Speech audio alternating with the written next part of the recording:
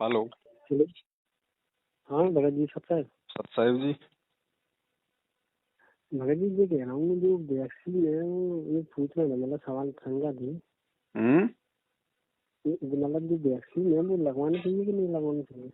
नहीं भाई, हम क्यों लगवाए भगत जी, जब हमें कोई रोग ही नहीं है, कोई बीमारी ही नहीं है, गुरु जी की भक्ति कर रहे हैं, तो काहे का डर, काहे का भय, क्यों लगवाएं? और फिर वैक्सीन के अंदर पशुओं की हत्या शामिल है। हम क्यों पाप सिर पे मोल लें? हमें भक्ति करनी है, अपने सिर पे पाप कर्म चढ़ाने।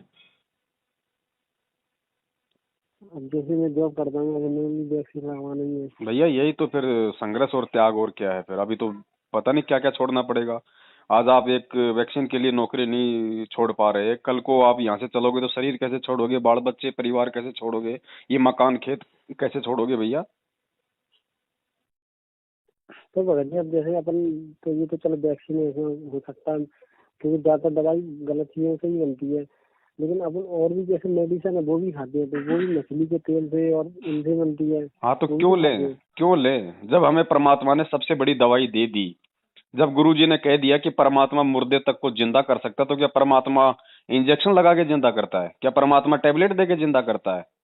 वो उस भगत को करता है, उस भगत के असाध्य रोगों को दूर करता है, उसकी रक्षा करता है जो उसके ऊपर विश्वास करता है, जो उसकी दी गई भक्ति को विश्वास के साथ करता है। तो भक्ति करो ना विश्वास के साथ, मर्यादाएं निभाओ ना परमात्मा की सारी।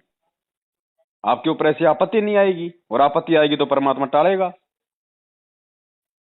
हॉस्पिटल में गुरु जी तो की उसको वजह भगना से तो पड़ता है कोई भगत और जी। नहीं। इंजेक्शनों का सहारा तो उसको लेना पड़ता है जिसको अपने गुरु पे विश्वास नहीं, जो भक्ति सही नहीं करता। तो अपने आप को उस चीज क्या, के लिए तैयार करो ना। मुझे तो समझ में नहीं आ रहा। क्या अब वो बोल रहे हैं कि कंपलसरी लगवाना, जॉब तो तभी कर पाओगे। गवर्नमेंट तो कल को दारू पीना कंपलसरी कर देगी, आप क्या करोगे उस समय? ये तो आपने देखना है ना। गवर्नमेंट के वही रूल्स माने जाएंगे जो चीजें मानने लायक हैं। गवर्नमेंट तो जगह जगह शराब के ठेके भी खोल रही है, मांस के ठेके भी खोल रही है, बीड़ी दारू भी बेचती है, तो क्या हम पिए भैया? कंपलसरी क्या है? गवर्नमेंट को बोलो भैया फिर मेरे घर में राशन भी पटक, मेरे बच्चों की फीस भी भर, मेरे लाइट पानी का बिल भी भर। फिर अगर मैं तेरी बात मानूं तो तू भी मेरी बात मान, और वो आपकी बात नहीं माने तो फिर आप क्यों मानोगे उसकी बातें? फिर संघर्ष कहाँ है फिर? ये काल का मैं लोक तो है यहाँ प्राइवेट भगत। नौकरी करता हूँ, मतलब प्राइवेट नौकरी करता हूँ टाटा भगत जी में। सरकारी नौकरी हो तो भी छोड़नी पड़ेगी, अगर ऐसी कोई नौबत आ जाएगी तो भैया। अगर परमात्मा चाहिए तो राजा अब्राहम सुल्तान ने तो राज त्याग दिया उस परमात्मा के लिए। गुरुजी ने अपनी नौकरी छोड़ी है, अपने जेई की नौकरी छोड़ के बताइए गुरुजी ने पहले कि भक्ति में अगर कोई चीज बाधा उत्पन्न हो जाए, चाहे नौकरी हो चाहे बच्चे हो, छोड़ना पड़ेगा अगर भगवान चाहिए तो।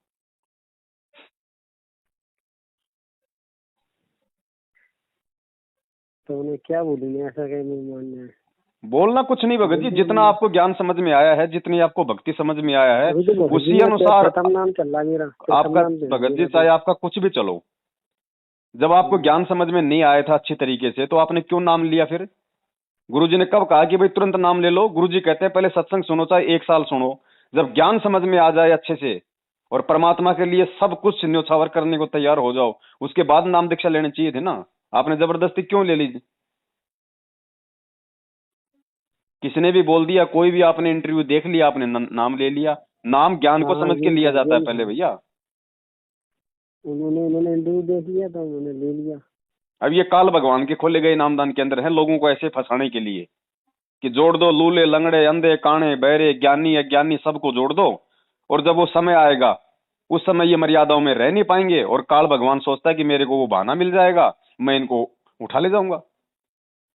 अब जो मर्यादा तोड़ेगा, जो गुरु के वचन पर नहीं चलेगा, आने वाले विनाश के समय वो कहां बचेगा?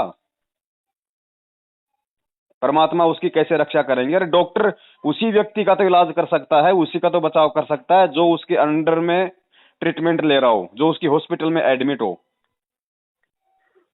तो भाई वो बात सही है पर गुरु भी उसी की रक्षा करेगा जो गुरु की शरण में होगा, जो गुरु की मर्यादाओं में होगा, गुरु के वचनों पे चलेगा। ऐसे तो दुनिया ना मर रही है रोज। भगत जी अब जैसे अब मेरे नाम जैसे दीक्षा ले ली, अब जैसे परमात्मा के ज्ञान है, पूरी दुनिया में चलेगा। और वहाँ तो ज्यादातर की दुनिया में वैक्सीन लग चुकी है, तो वहाँ नहीं होगा जिनको ये। लग चुकी है उनकी तो कोई बात ही नहीं है भगत जी। मैं तो भक्तों की बात कर रहा हूँ जिन्होंने गुरु जी का नाम ले रखा है। जो वैक्सीन जिनको लग चुकी है, जिनको ये ज्ञान नहीं है, उनका दोष नहीं है भगत जी। उनकी उनकी परमात्मा फिर भी उनकी रक्षा करेगा, क्योंकि वो अज्ञानी हैं, उनको तत्व ज्ञान नहीं है। अब अनजाने में तो हम लोग पहले मांस भी खाते थे, बीड़ी भी पीते थे, शराब भी पीते थे, फिर गुरुजी ने हमें अपने शरण में क्यों ले लिया? क्योंकि उस समय हमें ज्ञान नहीं था, परमात्मा के विधान का नहीं पता था। जानबूझ के कोई नियम तोड़ता है, पुलिस उसका चालान काटती है भगत जी, उसकी पिटाई होती है। अनजाने की गलती को परमात्मा माफ करता है भाई, उनके तो माफ कर देगा परमात्मा। जो आज जितने भी उल्टे काम कर रहे हैं, आज को आप भाई आज जैसे नरेंद्र मोदी है या और किसी किसी राष्ट्र का कोई पीएम है, कोई सीएम है, यदि वो आज उल्टे कर्म कर रहा है इतने सारे, तो उसको अभी ज्ञान नहीं है, उसको परमात्मा के विधान का नहीं पता, उसको इस तत्व ज्ञान का नहीं पता। तो उसको परमात्मा फिर भी माफ कर देगा जब उसको ज्ञान हो जाएगा और वो अपने समय याचना मांगेंगे तो। लेकिन जो आज भगत हैं, जो परमेश्वर के भगत बन चुके हैं, सत्संग सुन चुके हैं, तत्व ज्ञान ले चुके हैं, सही गलत का फैसला करना जानते हैं, वो अगर जानबूझ के गलतियां करेंगे, जब आपके गुरु ने चमड़े के जूते तक पहनने के लिए भगत को मना किया हुआ है, तो भगत जी उस वैक्सीन में तो भगत जी गाय के मतलब गाय है या कोई भी ऐसा जो पशु है जिसके अंदर एंटीबॉडी होती है, उन सब का मतलब खून शामिल है, उनकी हत्याएं शामिल है। आप कैसे ले लोगे भैया? फिर तो शराब भी पियो, फिर तो मांस भी खाओ, मांस भी खाओ ना, फिर बात तो वही है ना। फिर मर्यादा कहाँ रह गई? फिर हम भगत कहाँ रह गए?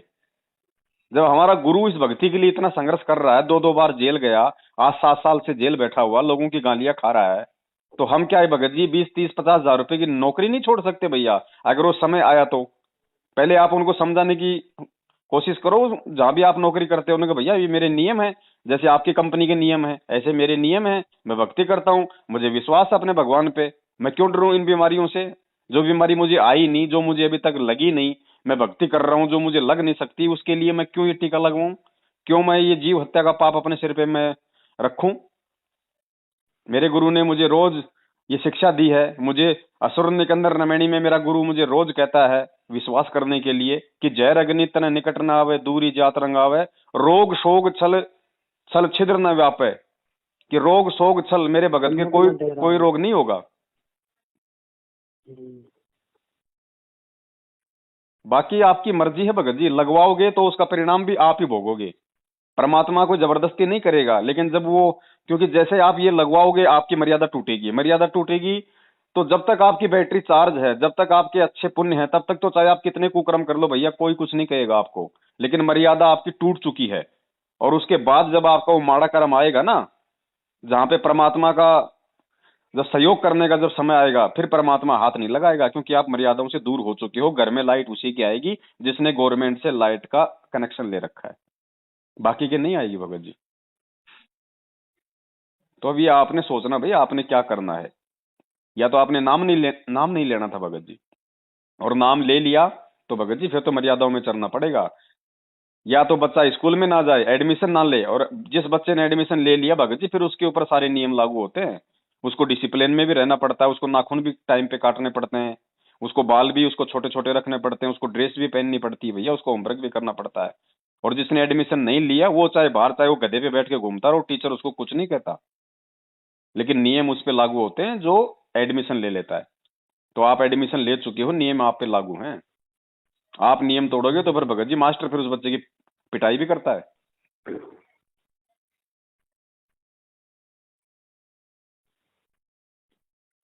वही तो समझ में नहीं आ रहा। मैंने यहाँ इनको फोन लगाया था, जो है ना नामदान केंद्र वाले, बोल रहे तो तुम्हारी मर्जी है, लगाओ। मैंने अरे नामदान केंद्र वाले तो महा अज्ञानी व्यक्ति हैं भगत जी, महामूर्ख व्यक्ति हैं। ये तो काल भगवान ने छांट छांट के अपने एजेंट बैठा रखे हैं। जो दुनिया के सबसे ज्यादा सड़ियल व्यक्ति है ना, वो व्यक्ति बैठे हैं वहां पे। वो आपको क्या सलाह देंगे जिनको खुद को नहीं पता कि हमें क्या करना चाहिए और हमारे को क्या क्या नहीं करना चाहिए? वो क्या सलाह देंगे आपको? और आपको उनके सलाह पे क्यों चलना है? आपके गुरु ने ज्ञान देने में कोई कमी छोड़ दी क्या? ये ज्ञान, ये जो सत्संग है, ये हमारे सलाह ही तो है, और क्या है? सत्संग हमारे लिए आदेश ही तो है, हमें क्या करना है क्या नहीं करना। ये सत्संग को छोड़ के आप दूसरे की सलाह क्यों ले रहे हो? वो तो आपको कुएं में कूदने की सलाह देंगे, आप कूदोगे क्या भगत जी?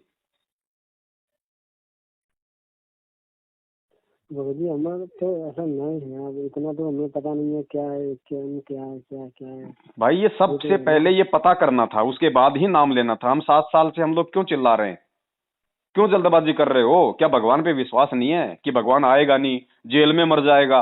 अगर इतना भी तुम्हें विश्वास नहीं है तो फिर क्यों नाम ले रहे हो, क्यों भक्ति कर रहे हो?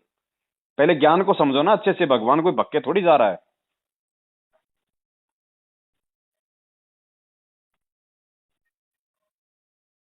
तो जैसे मैं अभी, वैसे मान के चलो जैसे मैंने अभी भक्ति छोड़ दी, मैं जो भी ज्ञान समझूँ और ज्ञान समझने में और समय दूँ, तो कोई दिक्कत है क्या दोबारा से नाम लिख देख लेगी? कोई बचाव नहीं होगा भगत जी, अगर समय आ गया आपका अगर बुरा, तो कोई बचाव नहीं होगा। ये थोड़ी कि भैया मैं बीच में मैं भक्ति छोड़ दूं, मैं दोबारा से मैं ज्ञान को समझूं। आप ज्ञान को समझते रहो, सत्संग सुनते रहो। आपके अगर अच्छे कर्म है तो चाहे कितनी आपत्तियां हो, परमात्मा रक्षा करेगा। अगर आपके अगर पुण्य अगर खत्म हो गए तो फिर आपकी कोई रक्षा नहीं होगी, चाहे आप सत्संग सुनते रहो लाख। तो क्या है, घर में मैं ही अकेला उपदेशी हूँ? भाई अकेले हो चाहे पूरा परिवार उपदेशी हो, ये बातें आपको पहले सोचनी चाहिए थी। आपकी जेब में 2 रुपया है नहीं और आपने एडमिशन ले लिया जाके दुनिया की सबसे महंगी हॉस्पिटल में, तो क्या होगा? ये तो आपको पहले देखना था। आप इंसान हो, आप कोई जानवर तो थे नहीं, या आप कोई बच्चे तो थे नहीं जो किसी ने आपको बहका दिया। आप अपने आत्म कल्याण के लिए किसी से नाम दीक्षा ले रहे हो तो पहले उसके बारे में जानना बहुत जरूरी है ना। वो क्या शिक्षा दे रहे हैं, क्या सत्संग कर रहे हैं, उसके बाद मुझे क्या क्या नियम निभाने पड़ेंगे।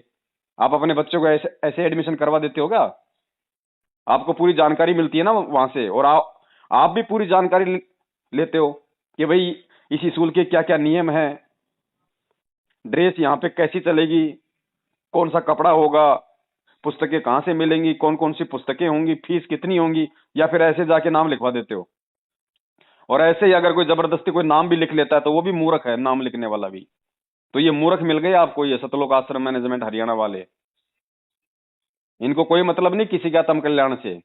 इनको तो ये है कि मेरे नामदान के अंदर पे इतने लोग जुड़ गए, मैं अपने गुरु महेंद्र भगोड़े को ये बात बताऊंगा तो बहुत ज्यादा प्रसन्न होगा, मुझे शाबाशी देगा। इनका मकसद ये है और कुछ नहीं है। इनको ना गुरु से कोई लेना, ना इनको ज्ञान से कोई लेना। इनको आत्माओं के ये नाम दीक्षा दिलवा दिलवा के फर्जी और काल के खूंटे से बांधना है। बिना ज्ञान समझे मर्यादा में कोई रहेगा नहीं आने वाले समय में। सब लोग काल के हत्थे चढ़ेंगे, और काल यही चाहता है, यही उसकी सूक्ष्म चाल होती है, जो फंस चुके हैं लाखों लोग। पर भाजी फायदा तो उठा लो। फायदा तो नरेंद्र मोदी को भी हो रहा है, उसने कोई नाम ले रखा है क्या? आप मेरे को बताइए। फायदा अपने संस्कारों से होता है, अपने प्रारब्ध के कर्मों से होता है फायदा। आपके रिश्तेदारों को फायदा नहीं हो रहा क्या? आपसे ज्यादा हो रहा होगा। हाँ वो तो है। तो फायदा देख के भगवान को मानोगे क्या? भगवान को ज्ञान समझ के माना जाता है, फायदा देख के नहीं। फायदा तो देवी देवता भी दे रहे हैं भैया। फायदा तो आप आसाराम के भक्तों से जाके पूछो, उनको भी मिल रहा है। फायदा तो राम रहीम के भक्तों को भी मिल रहा है, लेकिन उनके अपने भक्ति संस्कारों का मिल रहा है जो कभी उन्होंने किसी जन्म में की थी। फायदा तो महाभारत के युद्ध में टटीरी पक्षी को भी मिला था, उसने कौन सा नाम ले रखा था भैया? फायदा तो देवी देवताओं को भी मिल रहा है, उन्होंने कौन सा नाम ले रखा है परमात्मा से? जब तक बैटरी चार्ज है तब तक पंखा भी चलता है, कूलर भी चलता है, टीवी भी चलता है। लेकिन बैटरी डिस्चार्ज होगी तब क्या होगा? अब कोई ये कहेगा नहीं नहीं जी, मेरे घर में तो लाइट आ रही है, देखो पंखा भी चल रहा है। उसको ये नहीं पता लाइट नहीं आ रही, तेरा बैटरी से चल रहा है। हम्म, तो भाई ये डिसीजन भगत जी आपने लेना है। ये 7 साल से हजारों की संख्या में परमात्मा ने वीडियो हमसे बनवाए हैं, 4 4 5 5 घंटे के। ये भगत जी कोई मनोरंजन के लिए नहीं बनवाए थे। जिन आत्माओं ने इन वीडियो को समझ लिया, जिन्होंने हमारे विचारों को समझ लिया, भगत जी वो आज अपनी भक्ति कर रहे हैं, अपना सुख से हैं। वो भगवान के लिए सब कुछ छोड़ने को तैयार हैं, अगर वो समय आया तो। क्योंकि भगवान ने दिखाया है सब कुछ छोड़ के। आज अपने बाल बच्चे परिवार रिश्तेदार संगत आश्रम सब कुछ छोड़ छाड़ के परमात्मा जेल में बैठा है, 2 टाइम की सूखी रोटी खा रहा है वहां पे। वो पहले दिखाता है कि मेरे जैसे बनो, जब समय आए तब। ये मत कहना फिर ये मेरा बच्चा, ये मेरी मकान, ये मेरी खेती, ये मेरी नौकरी। फिर नहीं मिलेगा भगवान। फिर वो नौकरी में बना के गोबर का भुंडर वहीं पे जन्म दे देगा, ले भाई तू ये खेत संभाल, नौकरी संभाल। वहीं पे कुत्ता बना के छोड़ देगा फैक्ट्री के आगे। तो भैया ये आपने देखना है, आपने भगवान चाहिए या फिर आपने नौकरी चाहिए, अगर वो समय आया तो। मैं तो आ ही गया भाई। आ गया तो भैया संघर्ष करना पड़ेगा। संघर्ष का नाम भक्ति है। परमात्मा को खुश करने के लिए सम्मन ने अपने बेटे की गर्दन काट दी थी। परमात्मा को खुश करने के लिए राजा इब्राहिम सुल्तान ने 16,000 रानियां छोड़ दी थी। धर्मदास जी ने 17 अरब की संपत्ति को ठोकर मार दी। 17 अरब। नरसी के पास तो खाली 56 करोड़ थी। 100 करोड़ में 1 अरब होता है। धर्मदास जी के पास में 17 अरब की संपत्ति थी। ठोकर मार दी परमात्मा के लिए जब ज्ञान समझ में आया तब। और हम ये 4-5-10 हजार की नौकरी के लिए, भगत जी कहाँ, अभी तो बहुत कमी है भैया। ऐसे थोड़ी भगवान सतलोक लेके जाएगा। सतलोक जाने में तो नीचे से ऊपर तक पसीना आएगा भाई। इसीलिए तो हम विरोध कर रहे हैं भैया, नामदान के अंदर सही नहीं है। परमात्मा ऐसा आदेश नहीं दे सकते। वो पहले अपने भगत को ज्ञान से मजबूत करते हैं, उसके बाद उसको नाम दीक्षा से जोड़ते हैं। अरे गवर्नमेंट का नियम है 18 साल से पहले शादी नहीं करनी, तो क्या गवर्नमेंट मतलब पागल है क्या? लेकिन गवर्नमेंट को पता है कि 18 साल से पहले बच्चे का शरीर पूरी तरह से विकसित नहीं होता, मानसिक तौर से बच्चा विकसित नहीं होता, सही गलत का फैसला नहीं कर सकता। इसलिए वो शादी करेगा, फिर बच्चे पैदा करेगा, ना उनकी देखभाल कर पाएगा, ना उनके भविष्य के बारे में वो सोच पाएगा। तो गवर्नमेंट कोई मूर्ख थोड़ी है जो उन्होंने ये नियम बनाया है। तो ऐसे ये परमात्मा का नियम है कि पहले ज्ञान को समझो, सत्संग सुनो, 100 बार सुनो, 1000 बार सुनो, डीवीडी ले जाओ, मेमोरी ले जाओ, चिप ले जाओ। जब ज्ञान अच्छे से समझ में आ जाए कि मेरा सतगुरु कौन है, भक्ति क्या है, क्या क्या नियम है, क्या क्या रूल है, कल को मुझे क्या क्या दिक्कत आएगी, ये सारी चीजें पहले सत्संग सुन के क्लियर की जाती है। उसके बाद में नाम दीक्षा ली जाती है। नाम दीक्षा लेने के बाद फिर कोई, यदि हम अपने गुरु या भक्ति के ऊपर यदि कोई दोषारोपण निकालते हैं या कोई मर्यादा तोड़ते हैं, संघर्ष नहीं कर पाते, तो फिर भैया उसका कोई लाभ नहीं है।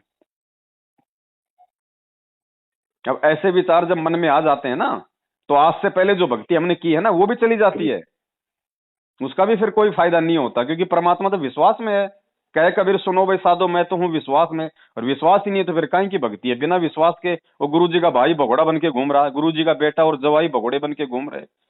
बिना विश्वास के गुरु जी को एक अपने जैसा आम व्यक्ति समझ के ये गुरु जी के परिवार वाले संगत को 7 साल से लूटने में लग रहे।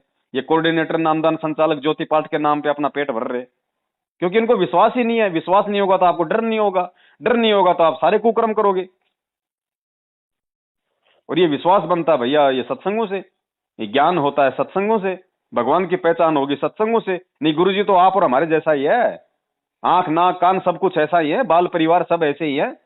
लेकिन ज्ञान से पहचान करनी पड़ेगी कि गुरु हमारे जैसा नहीं है, वो दिखता हमारे जैसा है। तब भैया वो भय बनता है, भय बिना भक्ति नहीं होती। तो क्या करना चाहिए भाई? अभी ये भगत जी आपका अपना निर्णय है, आपका अपना डिसीजन है। मैं इसमें कुछ नहीं कह सकता। मेरे कहने से ना कोई मानेगा, मेरे कहने से कौन मानेगा? मैं तो 2 कौड़ी का जीव हूं भैया। नहीं, अब जैसे वैक्सीन तो चलो मैं नहीं लगाऊंगा, कोई दिक्कत नहीं है। नौकरी तो कर लेंगे अपन, वैसे कर कर लेंगे। नहीं भक्ति मार्ग का कई ऐसे आती है, उसमें क्या करना चाहिए? हैं? हाँ, क्या चीज? जैसे अब क्या करना चाहिए? वैक्सीन तो नहीं लगाऊंगा, चलो कोई दिक्कत नहीं, मैं छोड़ दिया ही छोड़ देंगे। नहीं जाना कहाँ, आपको कहीं नहीं जाना। घर बैठ के अपनी भक्ति करो, अपना काम धंधा करो जो कर रहे हो। नाम आपको मिल चुका है, नाम परमात्मा का है, नाम का जाप करो जैसा गुरुजी ने बताया। इन लोगों का साथ छोड़ दो। नाम गलत थोड़ी है, ये लोग गलत हैं, इनको आदेश नहीं है नाम देने का। इन्होंने दुनिया को फांसने के लिए नामदान सेंटर खोले हुए हैं, लेकिन नाम तो उस परमात्मा का है। नाम तो आपको डीवीडी से गुरुजी ने दिया ना, तो नाम सही है, नाम परमात्मा का है। नाम को अगर मर्यादाओं के साथ में जाप करोगे तो लाभ मिलेगा।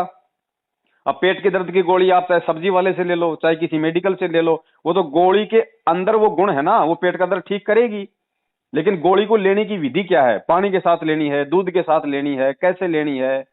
अब उसको जब उस विधि से लोगे तो गोली अपना काम करेगी, चाहे वो सब्जी वाले से लो, चाहे किसी मेडिकल से लो। तो नाम परमात्मा का है, इन लोगों का साथ छोड़ो, ठोकर मारो इन लोगों के। बिल्कुल भी हमारा कोई हमारा कोई रिश्ता नहीं होना चाहिए इनके साथ। ये सब के सब काल के एजेंट है, गुरु जी के परिवार से लेके भाई बंधु रिश्तेदार, नामदान केंद्र वाले, कोऑर्डिनेटर, स्टेट कोऑर्डिनेटर, जो व्यक्ति ज्ञान को आधार बना के नहीं चलता, जो व्यक्ति चापलूसी करता है, गुलामी करता है, कुत्ते की तरह गुरुजी के परिवार वालों के चरण चाटता है, वो आपका भगत भाई नहीं है, वो काल का एजेंट है। ध्यान रखना, ये पहचान करो, ये परमेश्वर के ज्ञान आधार से। भगत कभी किसी की चापलूसी नहीं करेगा सिवाय अपने गुरु के। भगत केवल अपने गुरु के ज्ञान को आधार बना के चलता है। चाहे 100 संकट आ जाए, संघर्ष करेगा, लेकिन भगत कभी झुकेगा नहीं। और यहाँ कोई भी रात के 2 बजे अंधेरे में तीर फेंक दे, गुरु जी का आदेश आ गया, बगैर कपड़े पहने दौड़ लेते हैं। ये मूर्खता है, ये विश्वास नहीं है, ये अंधविश्वास है। ये अंधविश्वास इस भक्ति में नहीं चलता। ये अंधविश्वास करते तो हम पिछले 4 युगों से आ रहे हैं, गधे कुत्ते सूअर बनते आ रहे हैं।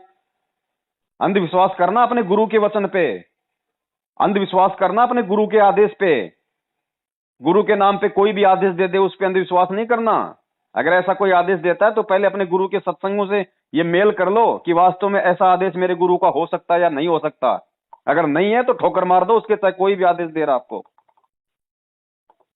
ऐसे सतलोक मिलेगा क्या? सृष्टि कब से रची आपको पता है? गिनती भी नहीं कर सकते। तब से लेके आज तक हम यही गधे कुत्ते सूअर बनते डोल रहे हैं। हम आज कौन सा सतलोक चले गए? अभी तो यही है। तो यहाँ क्यों है? हर बार ये परमात्मा मिलता है, हर बार ही हमें ये भक्ति देता है, फिर भी हम यहीं रह जाते हैं इन्हीं गलतियों के कारण। क्योंकि हम परमेश्वर के वचन पे चलते नहीं, गुरु जी के सत्संगों को ध्यान से सुनते नहीं, सत्संग रूपी आदेशों पे चलते नहीं। भाई बंधु रिश्तेदार बेटा बेटी बोल देते हैं, उसी के पीछे उनकी पकड़ के पूंछ हम चल देते हैं, वो ले जाके हमारे को दरिया में डुबो देते हैं। काल यही चाहता है, यही हो रहा है संगत में आज।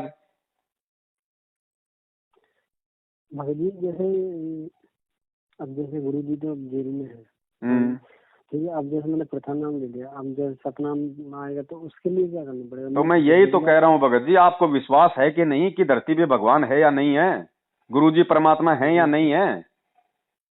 नहीं है तो परमात्मा है तो क्या जेल में सेट रहेगा? परमात्मा है तो क्या जेल से बाहर नहीं आएगा? आएंगे कि नहीं आएंगे? तो आएंगे तो फिर जल्दबाजी कर रहे हो? जब आएंगे तब लेना नाम, बाकी दुनिया को नहीं देंगे क्या? सही है, तो विश्वास रखो ना, फिर ये विश्वास होना चाहिए। अरे कल को भूकंप आ गए, वो जेल ही अगर जमीन में धस गई तो तेरा गुरु फिर कौन सी जेल में है? वो क्या नहीं कर देगा भैया, उसका 1 सेकंड का काम है। वो जज की बुद्धि फेर दे, वो प्रधानमंत्री की बुद्धि फेर दे, जिसने काल की बुद्धि फेर रखी है। जिस काल ने 5वें वेद को छुपा दिया था, नष्ट कर दिया था सूक्ष्म वेद को, जिसमें उस परमात्मा की जानकारी थी। और काल ने उस दुर्गा को क्या कहा था? अगर आपने सृष्टि रचना पढ़ी हो तो काल ने दुर्गा को क्या कहा था कि दुर्गा आज के बाद में मैं गुप्त रहूंगा 21वें ब्रह्मांड में, और मेरी जानकारी अगर किसी को भी दे दी कि मैं काल हूं और मैं रोजाना 1 लाख खाता हूं और तू 1.25 लाख पैदा करती है, किसी भी को भी अगर ये जानकारी मेरी दे दी तो मेरे से बुरा कोई नहीं होगा। और वही काल गीता जी का ज्ञान देते समय जब परमात्मा ने उसकी बुद्धि फेरी तो 11वें अध्याय के 32वें श्लोक में तोते की तरह बोल गया, अर्जुन मैं काल हूं, बड़ा हुआ काल हूं, सबको खाने के लिए आया हूं। वो कभी अपने बारे में बताएगा क्या? लेकिन परमात्मा ने उसकी बुद्धि फेर दी। परमात्मा के आगे वो रिमोट है, कुछ नहीं है। और उसने सारा भेद उसने तोते की तरह बोल दिया। 18वें अध्याय के 62वें श्लोक में कह रहा कि अर्जुन मेरा भी इष्ट वही है, उसी की शरण में जाएगा तो ही तेरी मुक्ति होगी। क्यों बताया उसने? वेदों में तो नाम तक परमात्मा का लिखा हुआ है, क्यों नहीं छुपा पाया? परमात्मा के आगे सब रिमोट हैं। तो भगत जी हम उस परमात्मा के पीछे ना चल के और हम इन भांडों के पीछे चल रहे हैं। ये भांड हैं, ये नामदान केंद्र वाले, ये कोऑर्डिनेटर, स्टेट कोऑर्डिनेटर, ये भांड हैं। ये उस महेंद्र भगोड़े की झूठी महिमा गाते हैं ताकि वो महेंद्र भगोड़ा संगत के दान के कुछ टुकड़े कुत्ते की तरह इनके आगे फेंक दे और ये अपने बाल बच्चे पाल लें। आप देख लीजिए अपने आसपास जितने भी नामदान केंद्र वाले हैं, कोऑर्डिनेटर हैं, कितने लोग हैं जो काम करते हैं? मुश्किल से 5%। 90% क्या कर रहे हैं? आप और हमारा खा रहे हैं संगत का, पाप के भागी बन रहे हैं, आराम के टूक तोड़ रहे हैं। और आज उनके साथ हो भी वही रहा है, मर रहे हैं अकाल मौत। कोई कोरोना से मर रहा है, कोई बीमारियों से मर रहा है, कोई एक्सीडेंट होके मर रहा है, किसी का बेटा फांसी लगा रहा है, किसी की पत्नी घर छोड़ के भग रही है, कोई खुद मर रहा है। क्यों मर रहे हैं? भक्ति सही नहीं है भैया, सही नहीं कर रहे। जो हराम के टोक इन्होंने संगत के खाए हैं गुरुजी की आड़ में, भैया ये परमात्मा के दान का पैसा था। एक एक रुपया ना ये सूल बन के निकलेगा, सूल बन के। ये मालिक का पैसा है, भक्तों की नेक कमाई थी, जो इन्होंने भक्तों को मूर्ख बना बना के ज्योति पाठ और दान के नाम पे लूट खाए। ये कांटे की तरह निकलेंगे अब आने वाले समय में, और कांटे उनको भी भोगने पड़ेंगे जिन्होंने ये आंख बंद करके इन कुपात्रों को ये दान दे दिया, ज्योति पाठ के नाम पे इनको दान दे दिया, बिना गुरु के आदेश के, बिना गुरु के मुख से सुने हुए। ये सबको भोगने पड़ेंगे आने वाले समय में। ये विनाश काल का समय है, युग परिवर्तन का समय है। आधी से ज्यादा जनसंख्या जाएगी दुनिया की। मैंने तो अभी तक ज्योति पाठ के लिए पाप दान वान कोई दिया नहीं।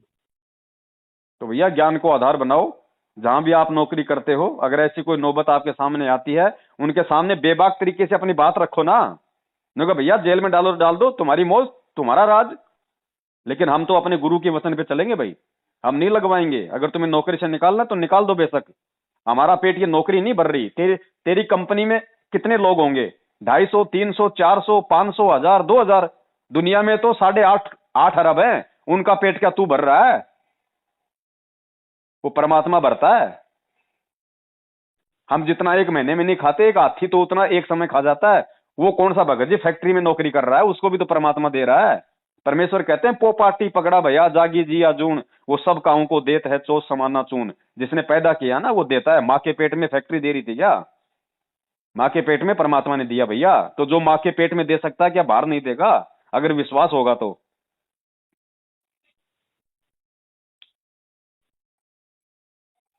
सही है भाई जी। आप देख लो भगत जी। बाकी नाम छोड़ने से कोई फायदा नहीं है, परमात्मा से प्रार्थना करने से फायदा है कि परमात्मा आज से पहले। और देखो आपके अंदर जो थोड़ी सी जो ये कमजोरी है ना कि भाई नौकरी छूट जाएगी, क्या होगा, ये है वो है, ये कमजोर विचार भी आपके अंदर इसलिए आ रहे हैं क्योंकि आप इन कुपात्रों के जो है मतलब संपर्क में थे। आप इन बुद्धिहीन लोगों के संपर्क में थे, मैनेजमेंट वालों के संपर्क में। जब आप परमात्मा के सत्संगों के संपर्क में आओगे, आप अपनी सारी गलतियों की समय यातना अपने घर पे परमात्मा को दंडोत करके करोगे कि मालिक आज से पहले मुझे नहीं था कुछ भी पता, मैंने तो आपका ज्ञान समझा, ज्ञान मुझे अच्छा लगा मालिक, मैंने नाम ले लिया। मुझे सही गलत का पता नहीं था, मैंने आपके सत्संग भी मैंने आपके इतने नहीं सुने। परमात्मा मुझे माफ करो।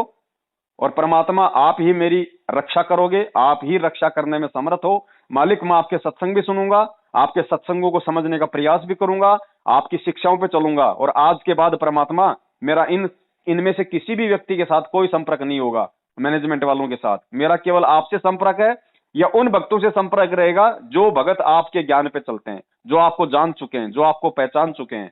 परमात्मा मेरी सारी गलतियों को माफ करने की कृपा करो, और आगे से परमात्मा मुझसे कोई भी गलती ना बने। आप सदा मेरे साथ में रहो और मुझे ज्ञान आधार से चलने की शक्ति दो।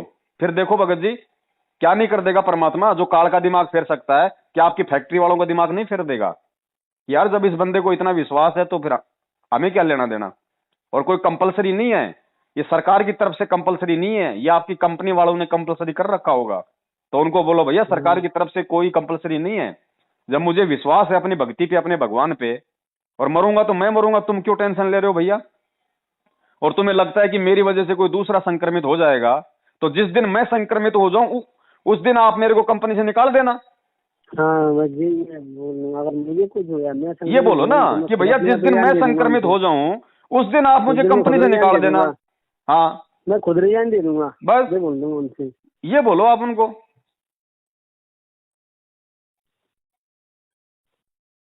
यही मैंने सोच रहा था, अगर मैं यही बोलूंगा, अगर मैं तो लगवाऊंगा नहीं, ठीक है। अगर तुम लिख के दे दो, अगर ये वैक्सीन लगवाने का मुझे कोई दिक्कत नहीं होगी, वो तो देंगे नहीं। सही है ना भगत जी? मैं बोल दूंगा, अगर मैं लिख के दे दूंगा, अगर कोई देखो भगत जी, अगर संघर्ष नहीं करेंगे, हम अगर उनसे वाद विवाद नहीं करेंगे सही चीज के लिए, तो फिर हमारे में जगत में फिर क्या अंतर भगत जी? भाई हम उनको कोई चीज बोलेंगे तभी तो उनके मन में वो चीज वो खटकेगी कि यार बंदा इतने कॉन्फिडेंस के साथ में बोल रहा है, यार वास्तव में यार ऐसी क्या भक्ति है, ऐसा क्या है इसके गुरु के पास में। तो वो भी परमात्मा से जुड़ने की कोशिश में लगेगा, वो भी जानने की कोशिश करेगा, सत्संग सुनने का प्रयास करेगा। और हम किसी को कुछ बताएं नहीं, हम खुद अपना बस उसमें लग रहे हैं, जिसने जैसा आदेश दे दिया वैसा मान लिया, तो दुनिया वाले कहां जागेंगे भैया? सही है।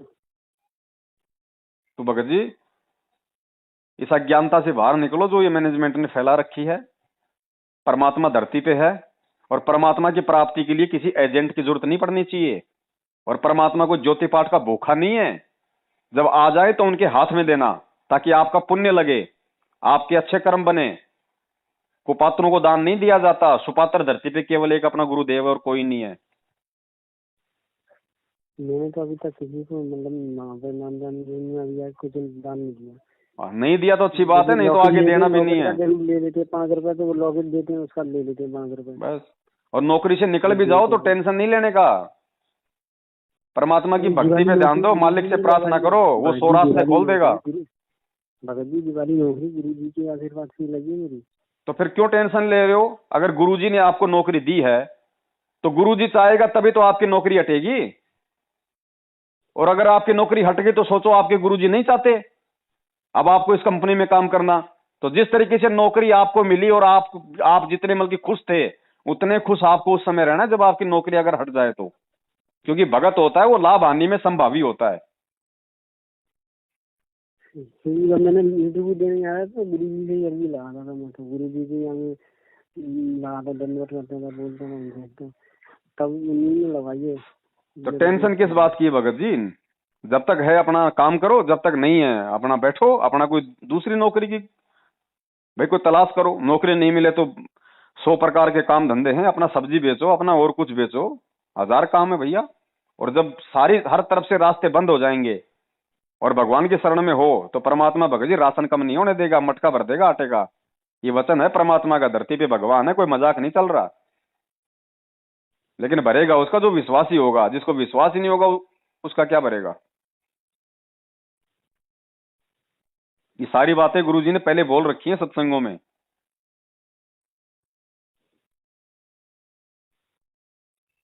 भगत जी ये कह रहा हूँ, जैसे मैं सुबह दोपहर और शाम को ऐसे वो करता हूँ, सुबह वो करता हूँ अश्विनी के अंदर रेमेडी, और दोपहर में रेमेडी करता हूँ, सुबह का नित्य नियम करता हूँ।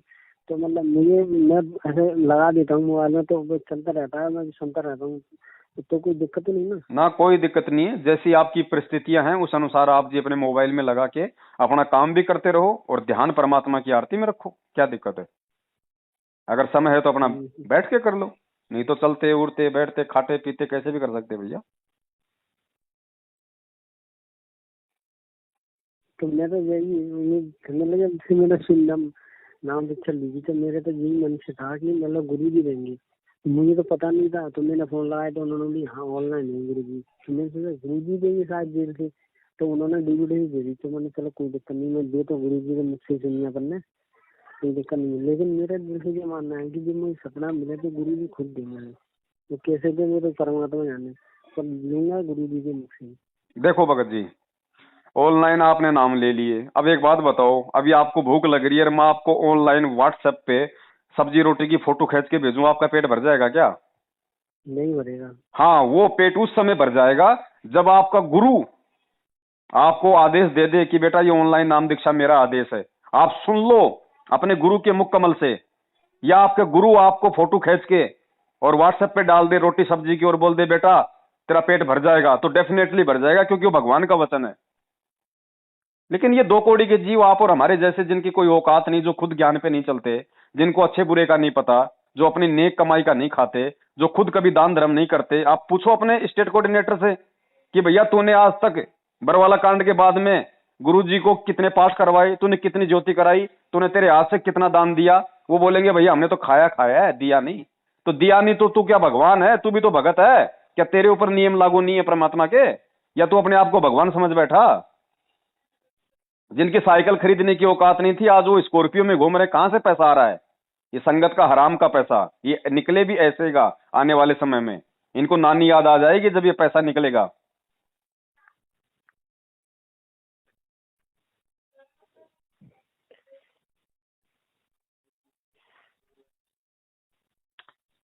चलो ठीक है भगत जी, जैसी आपको परमात्मा प्रेरणा करे, मालिक को दंडवत करके मालिक से प्रार्थना करो, परमात्मा जरूर कोई न कोई रास्ता निकालते हैं।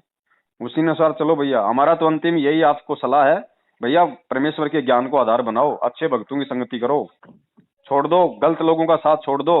गुरुजी ने क्या कहा, ना हमें बीड़ी पीनी, ना हमें बीड़ी पीने वाले को माचिस भी नहीं देनी। माचिस भी नहीं देने का मतलब हो सहयोग भी नहीं करना हमने गलत कामों में।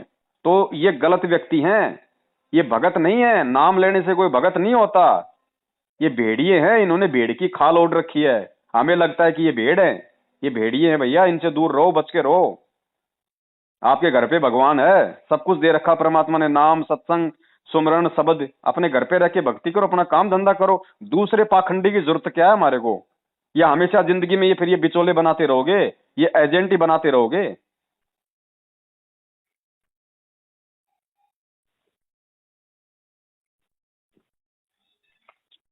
कोशिश करो भगत जी ज्ञान को अपनाने की, ज्ञान आधार पे चलने की। ये भक्ति ज्ञान आधार की है, वरना परमात्मा बिचली पीढ़ी का समय नहीं चुनते, वरना परमात्मा किसी को शिक्षित नहीं करते, वरना परमात्मा ये शास्त्रों में प्रमाण नहीं दिखाते। इसलिए ये जागरूक होकर चलने का समय है भैया, परमात्मा पे विश्वास करके चलने का समय है। आंख बंद करके किसी की भी बात पे यकीन करने का समय नहीं है कि किसी ने भी पीला पर्चा निकाल दिया, किसी ने भी हमें ऑडियो सुना दी, लो भैया आ गया गुरुजी का आदेश। ऐसे नहीं भैया, ऐसे तो धोखा खा जाओगे फिर त्रिकुटी पे, फिर काल वहां भी ऐसे ठगी करेगा। ये चीज तो इनकी गुरुजी भी देख रहे होंगे अंदर से, सब देख रहे हैं परमात्मा। एकदम। परमात्मा क्यों बोलेगा भैया? जब परमात्मा ने बोलना था तो चिल्ला चिल्ला के पूरी दुनिया के सामने बोल दिया। 1994 से 2014 तक वो सत्संग किए थे, वो बोल ही तो रहा था, समझा ही तो रहा था कि तुम्हें क्या करना है क्या नहीं करना, आने वाले समय में तुम्हें काल की चाल से कैसे बचना है। और क्या बोलेगा परमात्मा? अरे एक टीचर होता है, वो 1 साल तक बोलता ही तो है, पढ़ाता ही तो है, लेकिन जब एग्जाम का टाइम आता है तो वो टीचर क्यों नहीं बोलता? बोलता है क्या? नहीं बोलती। ओटी अब एग्जाम चल रहा है हमारा, 27 साल की परमात्मा की जो मेहनत है, अब उसका एग्जाम है। अब क्यों बोलेगा भैया गुरुजी?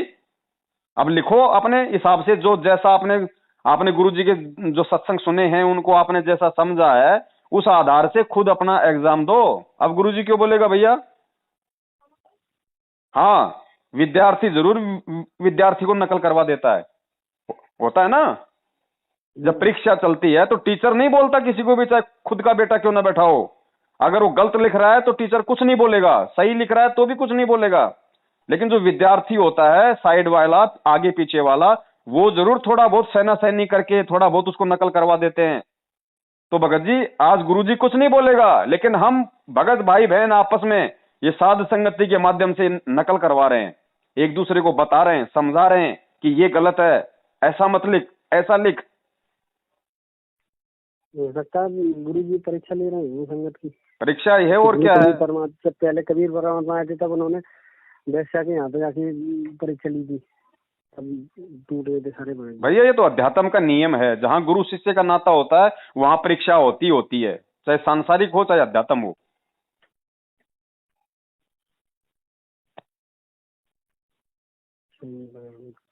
ठीक है भगत जी, दया परमात्मा की, मालिक से प्रार्थना करते रहिए, जरूर कोई न कोई समाधान निकालेंगे। बाकी भैया ये वैक्सीन मत लगवाना, दास की अंतिम आपसे निवेदन है। क्योंकि अगर अनजाने में लगवा लेते जब बात अलग थी भगत जी, अगर किसी को नहीं पता था, उससे पहले अगर किसी भगत ने वैक्सीन अगर लगवा ली तो उसको दोष नहीं है।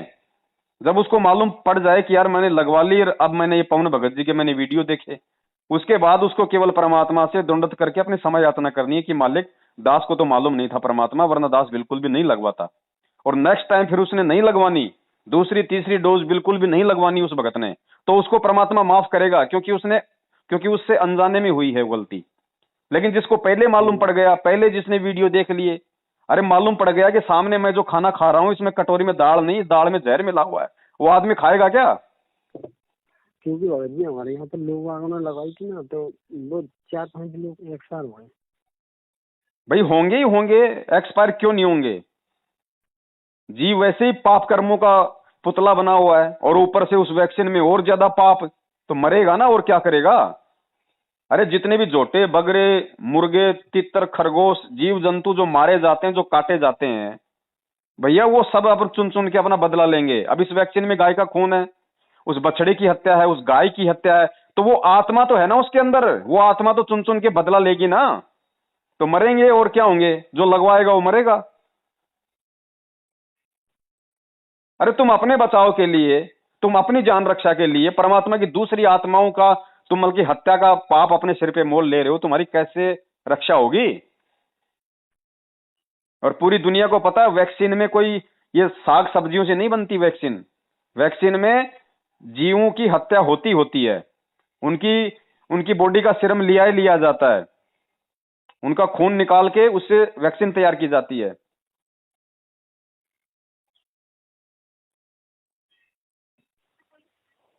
तो भैया बच सको तो बच लेना भगत जी, ये तो शुरुआत है, ये तो अभी शुरुआत है। आने वाले समय में क्या होगा उसकी कल्पना भी कोई नहीं कर सकता।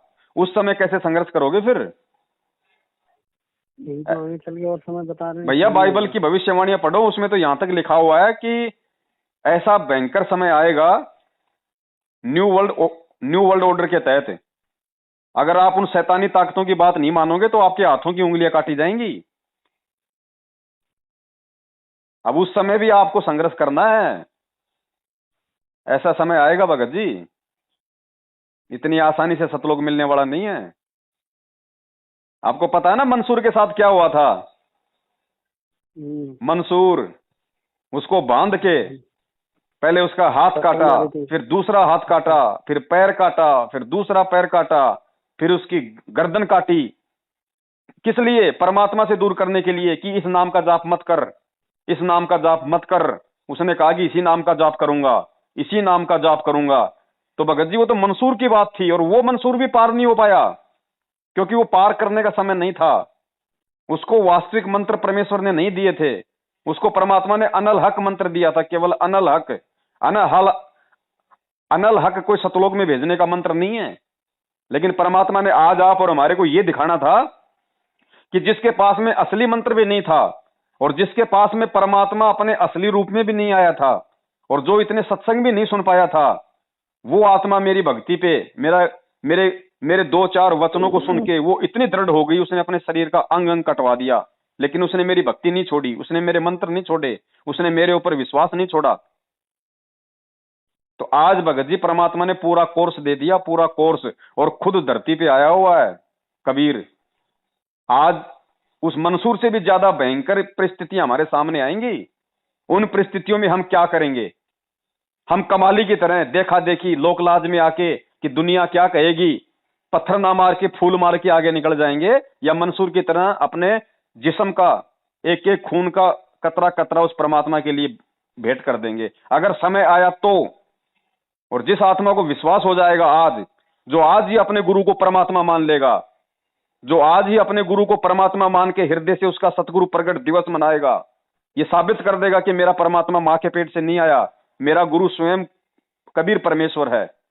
भगत जी उस आत्मा के सामने फिर आने वाले समय में ऐसे संकट नहीं आएंगे, परमात्मा बाईपास निकाल देगा।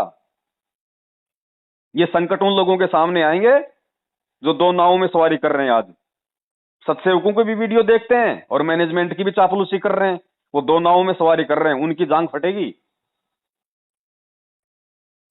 परमात्मा कहते हैं बेड़ा देखा जर्जरा उतर चले फड़क। तो भैया समझने की कोशिश करो भगत जी। मालिक कहते हैं डूबे थे पर उबरे। डूब भाई जैसे कोई समुद्र में कोई जा रहा है, और गुरुजी ने कहा कि जैसे वो जहाज में जा रहा है और उसको मालूम पड़ गया कि इस जहाज के अंदर छेद हो चुका है, ये जहाज डूबने वाली है, और पास में अगर कोई दूसरी नौका अगर आके अगर खड़ी हो जाए तो उस समय आप क्या करोगे? तो परमात्मा कहते हैं डूबे थे पर उबरे, गुरु के ज्ञान चमक, और बेड़ा देखा जर्जरा उतर चले फड़क। तुरंत दूसरी नाव में चढ़ जाता है वो आदमी। तो आज जब दुनिया हमारे वीडियो देख रही है, संगत को मालूम भी पड़ रहा है कि वास्तव में मैनेजमेंट गलत है, गुरुजी के आदेश के बिना, भक्ति विधान के बिना ये कुपात्र लोग हमसे ज्योति पाठ दान का पैसा ले रहे हैं, गुरुजी की आड़ में फर्जी नामदान केंद्र खोल के दुनिया को ठग रहे हैं, भक्तों को मारते हैं, पीटते हैं, गालियां निकालते हैं, सारे कुकर्म कर रहे हैं, रक्तदान करवा रहे, देह दान करवा रहे, भक्तों का सोना तक इन्होंने उतरवा लिया कि सोने में काल प्रवेश कर गया। जैसे रक्तदान कर सकते हैं, रक्तदान जैसे अपना कोई आपसी में रिश्तेदारी में कोई बीमार दुखी और व्यक्ति अरे उसको दे दो, सकते हैं? उसको रक्तदान आप जी जरूर कर सकते हैं। आपका कोई रिश्तेदार है, कोई दोस्त है, और आपको आपको मालूम है कि यार अब इसको खून की जरूरत है, ये हॉस्पिटल में भर्ती है, आप उसको खून दे दो, उसमें दिक्कत नहीं है, वो तो एक इंसानियत है। लेकिन आप तो किसी हॉस्पिटल को मतलब डोनेट कर रहे हैं, लोग मतलब कि कैंप लगा रहे हैं, रक्तदान रक्तदान, वो रक्त कहां जा रहा है फिर उसके बाद में? उस रक्त का फिर व्यापार होता है, उस रक्त का बिजनेस होता है। आज आपने फ्री में रक्तदान कर दिया, कल को आपको जरूरत पड़ गई, आपको भगत जी 4-5 हजार रुपए देने पड़ते हैं, आपको मालूम नहीं है क्या? और क्या? आप हॉस्पिटल जाओगे, आपको पर्चा बना के दे देंगे, लो भैया इतने पैसे जमा करो और वहां से ब्लड बैंक से जाकर वो ब्लड ले आओ। उस समय कहाँ गया फिर आपका वो परोपकार? वो परोपकार नहीं था, वो आपकी मूर्खता थी। उस खून का व्यापार होता है, उसका बिजनेस होता है। अब आपने हॉस्पिटल में भगत जी आपने कोई किडनी दान कर दी, मरने के बाद आपने दान कर दी, अब वो किडनी भगत जी हॉस्पिटल वाले क्या किसी को फ्री में चढ़ा देंगे? 50-50 लाख रुपए की, 1-1 करोड़ रुपए सामने वाली पार्टी देख के लेते हैं। अनिल अंबानी को अगर किडनी की जरूरत पड़ गई तो कितने में बेचेंगे आपकी किडनी? करोड़ों में। उसको पता है ये खरबूपति है, ये करोड़ रुपए देने में नहीं हिचकेगा। तो आपके उस दान की जो आपने अंधा होके किया था, वो मार्केट में उसका व्यापार हो रहा है। ऐसे ये भक्तों का ज्योति पाठ दान का पैसा, अरे गुरुजी तो जेल में बैठे भैया, गुरुजी को तो 2 टाइम का सरकारी खाना, 2 जोड़ी कपड़े की सरकार दे रही है। गुरुजी कौन सा एरोप्लेन में घूम रहे हैं, गुरुजी कौन सा 5 स्टार होटल में खा रहे हैं जो उनको पैसों की जरूरत है जेल में? उनको तो 2 टाइम का दाल रोटी और 2 टाइम का वो जो है जोड़ी कपड़ा सरकार दे रही है। ये पैसा कहां जा रहा है आपका? ये अरबों खरबों रुपया जो मैनेजमेंट लूट रहा है 7 साल से, ये कहां जा रहा है? लोग कहेंगे टीवी चैनल चल रहे हैं, तो टीवी चैनल चल रहे हैं तो लोग नाम भी तो ले रहे हैं इन फर्जी नामदान केंद्रों से। 10 रुपए की ज्ञान गंगा तुम किसी को देते हो और आदमी 10 रुपए तुम्हें वापस दे रहा है, तुम मैनेजमेंट को दे रहे हो हिसाब बराबर। उसके बाद वो व्यक्ति नाम दीक्षा लेके 15-15 हजार का पाठ भी तो करवा रहा है, 21-21 रुपए की ज्योति भी तो करवा रहा है, तो इनको तो 10 गुना ज्यादा फायदा हो रहा है। इनको नुकसान कहां है? पैसा जा कहां रहा है? पैसा जा रहा है ऐशो आराम में, रंगरेलिया करने में, दारू में, रंडीबाजी में। आपको क्या लगता है ये बड़े बड़े मैनेजमेंट के लोग हैं, ये कोई मतलब की भगत हैं? ये रंडीबाजी भी करते हैं, ये दारू भी पीते हैं, ये सब काम करते हैं। ये तुम्हारे आंखों पे जो काला चश्मा चढ़ा हुआ है, यही तो परमात्मा उतारना चाह रहे हैं।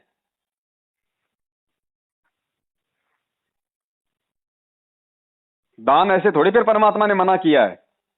मालिक ने वाणी कोई ऐसे थोड़ी लिख दी कि भाई गुरु बिन माला फेरते, गुरु बिन देते दान, गुरु बिन दोनों निष्फल है, चाहे पूछो वेद पुराण। गुरु बिन यानी गुरु के बिना।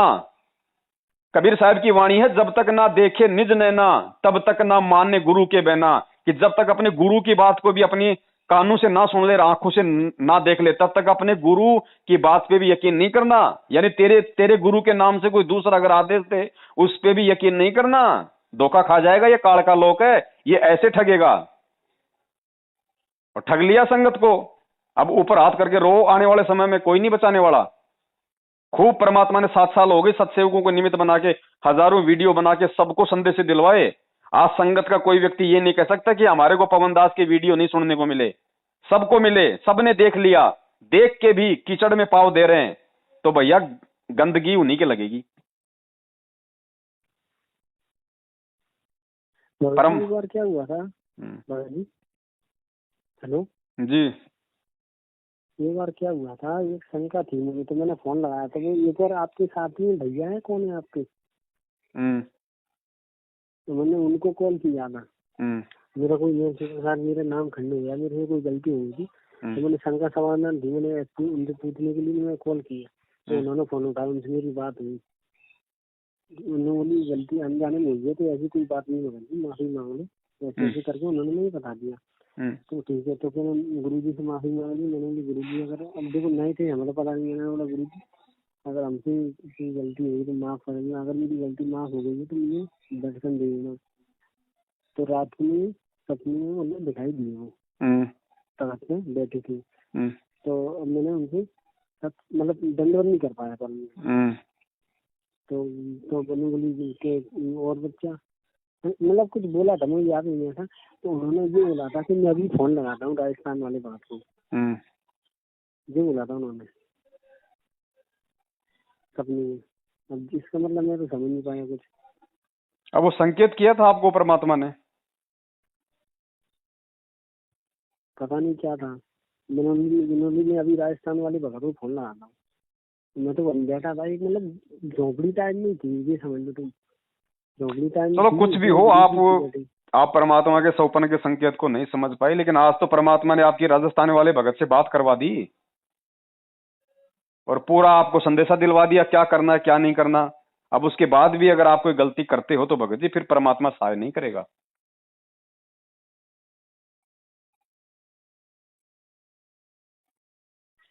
भाई मुझे परीक्षा लग चल रहा है। रही है और परमात्मा ने सत्संगों को निमित्त बना के भगत के सामने पासबुक रखवा दी कि भैया ढंग से टीप लो, ढंग से नकल कर लो। उसके बाद भी अगर कोई मंद बुद्धि अगर नहीं समझ पा रहा है, क्योंकि परमात्मा कहते हैं भैया नकल में भी अकल चाहिए, तो सत्संगों के वीडियो देख के भी जो नहीं समझ पा रहा है वो महामंद बुद्धि है। वो भगत की कैटेगरी में नहीं है, फिर वो फिर फैल ही होगा अंत में।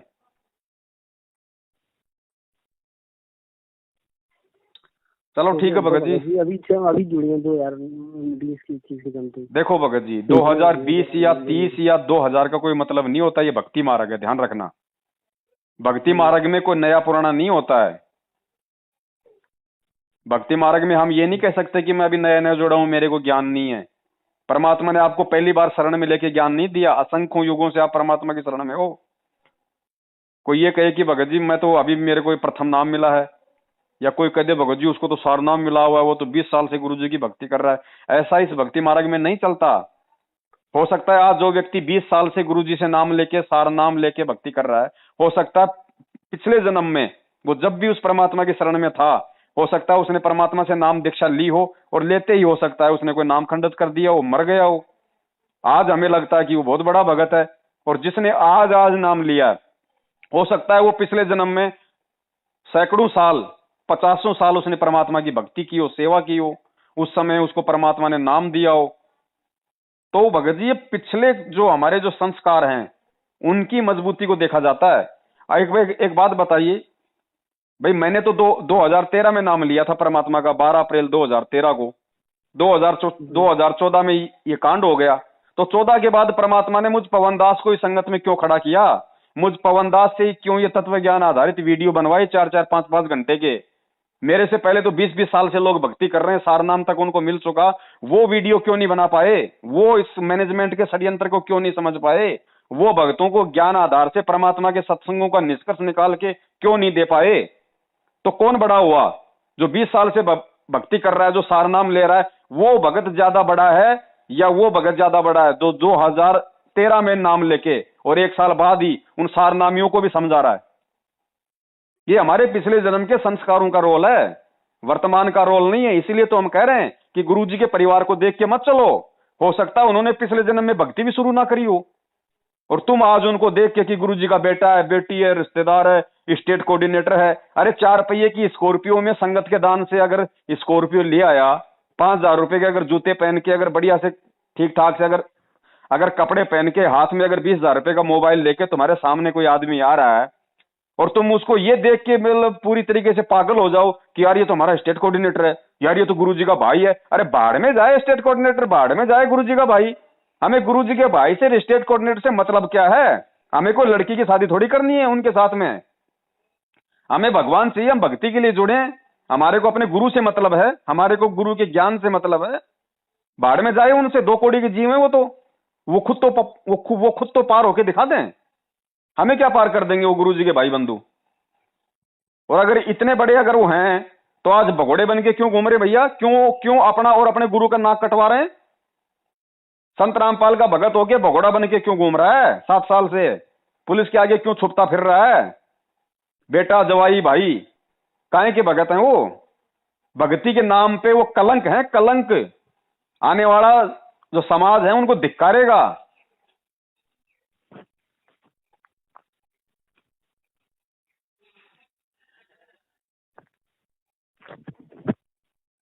ठीक है भगत जी, आप जी विचार करो और मालिक की ज्ञान को आधार बना के आगे बढ़ो भैया, ना हमारी सुनो ना किसी और को सुनो।